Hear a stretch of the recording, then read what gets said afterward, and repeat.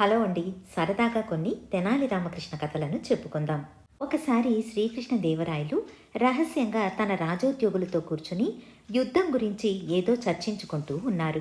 ఇంతలో తెనాలి రామకృష్ణుడు అనుమతి లేకుండా లోపలికి ప్రవేశించాడు.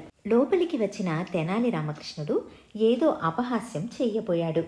ముఖ్యమైన విషయం గురించి చర్చించుకుంటూ ఉండగా అనుమతి లేకుండా లోపలికి ప్రవేశించడమే కాకుండా అపహాస్యంగా మాట్లాడడం రాయలు వారిని పట్టరాని కోపానికి గురిచేసింది. వెంటనే భటులను పిలిచి ఒక గొయ్యి తవ్వి ఒక రోజంతా కంఠం వరకు పాతిపెట్టి మరుసటి రోజు ఏనుగులతో తొక్కించండి ఇతన్ని అని ఆజ్ఞాపించాడు. తెనాలి రామకృష్ణుడికి ఇంతటి కఠినమైన శిక్ష విధించడం అందరికీ బాధ వేసింది.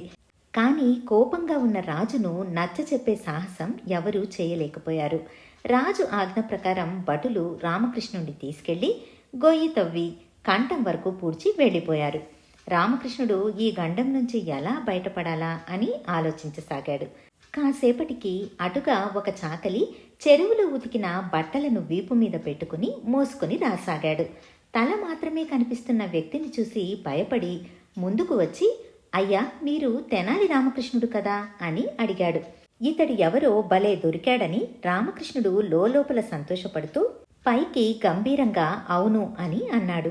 దానికి ఆ చాకలి, మీకు ఇలాంటి కష్టం ఎందుకు వచ్చిందయ్యా? మిమ్మల్ని ఇలా ఎవరు పాతిపెట్టారు అని ప్రశ్నల వర్షం కురిపించాడు. దానికి రామకృష్ణుడు, నన్ను ఎవరూ పాతిపెట్టలేదు. ఇది ఒక వైద్యం. వైద్యుడి సలహా మేరకు ఇలా చేస్తున్నాను. ఇలా 2 రోజులు చేస్తే గూని పోతుంది అని వైద్యుడు సలహా ఇచ్చాడు. అందుకే ఇలా పాతి పెట్టించుకున్నాను అన్నాడు. ఇది విన్న చాకలి సంతోషపడిపోతూ, అయ్యా, నేను కూడా కొన్ని రోజులుగా గూనితో బాధపడుతున్నాను.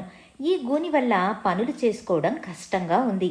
పైగా అందరూ గూని అని వెక్కిరిస్తున్నారు. మీకు గూని నయమైతే నేను కూడా ఇలాగే చేస్తాను బాబు అని అన్నాడు. దానికి రామకృష్ణుడు, నా గూని నయమైందో లేదో నన్ను బయటకు తీస్తే కదా తెలుస్తుంది. ముందు నన్ను బయటకు లాగావంటే నా గూని నయమయ్యుంటే నేను నీకు సహాయం చేస్తాను అని అన్నాడు. వెంటనే చాకలి అదెంత భాగ్యం అంటూ మట్టిని మొత్తం తొలగించాడు. రామకృష్ణుడు గోతిలో నుంచి బయటకు వచ్చి నిటారుగా నిల్చుని నా గూని పోయిందే అన్నాడు ఆనందంగా. ఇది చూసిన చాకలికి ఆశ్చర్యం, ఆనందం కలిగింది. నిజమేనయ్యా, మీకు గూని కనిపించడం లేదు. దయచేసి ఇప్పుడు నన్ను గోతిలో పాతిపెట్టండి అని బతిమాలుకున్నాడు. అలాగే అని రామకృష్ణుడు ఆ గోతిలోనే దిగమని చాకలికి మట్టి కప్పాడు.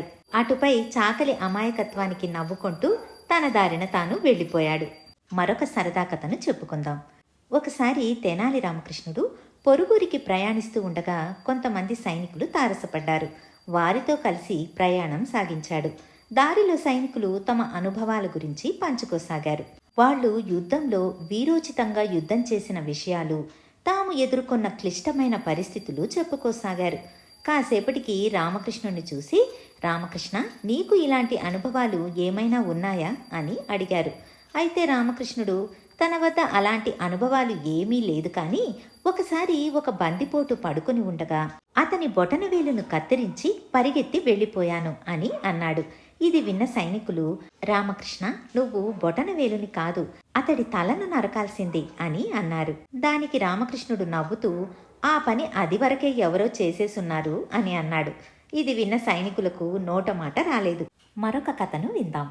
ఒకసారి కృష్ణదేవరాయలు తన ఆస్థాన కవులకు ఒక్కొక్కరికి 50 బంగారు నాణాలు ఇచ్చి వారం రోజుల్లో ఖర్చు చేయమని చెప్పాడు. అయితే ఖర్చు చేసే ముందు ప్రతిసారి తన ముఖం చూసి ఖర్చు చేయాలన్న షరత్తు పెట్టాడు. ఆస్థాన కవులందరూ రోజు నగదును బజారుకు తీసుకెళ్లి రాజు వస్తాడేమో అని చూడసాగారు. కానీ ఏ రోజు కృష్ణదేవరాయలు కనిపించలేదు. వారం రోజుల గడువు గడిచాక రాయలు కవులను బంగారు నాణాలు ఖర్చు పెట్టారా అని అడిగాడు.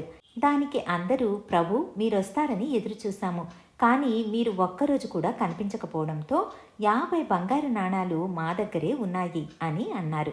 అయితే రామకృష్ణుడు మాత్రం, ప్రభు, నేను మొత్తం నగదును ఖర్చు చేసేశాను అని అన్నాడు. రాయలు, అదేంటి రామకృష్ణ, షరతు మర్చిపోయావా అని అడిగాడు. లేదు ప్రభు, ఖర్చు చేసే ప్రతిసారి నాణెం మీద ఉన్న మీ ముఖాన్ని చూసి ఖర్చు పెట్టాను అన్నాడు. తెనాలి రామకృష్ణుడి తెలివితేటలకు ఎంతో సంతోషించాడు కృష్ణదేవరాయలు. మళ్ళీ మరికొన్ని సరదా కథలతో మీ ముందుంటాను. ధన్యవాదాలు.